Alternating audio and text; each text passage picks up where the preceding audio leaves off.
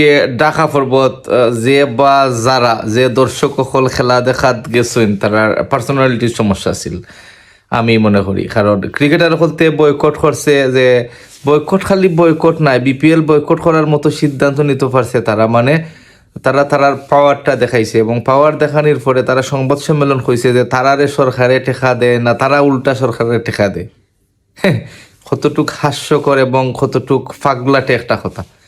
সরকারের টেকা না দিলেও প্রত্যক্ষ এবং পরোক্ষ দুইটা জিনিস আছে। টেকাটা কিন্তু আমরা যারা ক্রিকেট লাভার আছি তারাই তারারে টেকা দিই, কারণ আমরা টিকিট কিনে মাঠকে খেলা দেখি এবং আমরা যাই হইলেই স্পন্সর হলতে তারা স্পন্সর করে এবং তারারে টেকা দেয়। যদি দর্শক না যায় তাইলে স্পন্সরে একটা টেকাও দিত নাই। তো ঘুরা ফিরা আমরাই তারারে টেকা দিই প্রত্যক্ষভাবে আর পরোক্ষভাবে। তারা এটা স্বীকার করে না, তারা হয় উল্টা তারা সরকারের টেকা দেয়। তো আমার মনে হয় যে বাংলাদেশের যে বর্তমান ক্রিকেট প্রজন্ম আছে, যারা ক্রিকেট খেলে পাইপলাইনও সহ যারা জাতীয় দলের রাডারও আছে, তারা প্রত্যেকরে আজীবনের লাগি মানে অব্যাহতি দেওক, সম্মানের সহিত অব্যাহতি দেওক। তোমরা আর দরকার না, কারণ তোমরা আমরা কিচ্ছু দিতে পারছো না।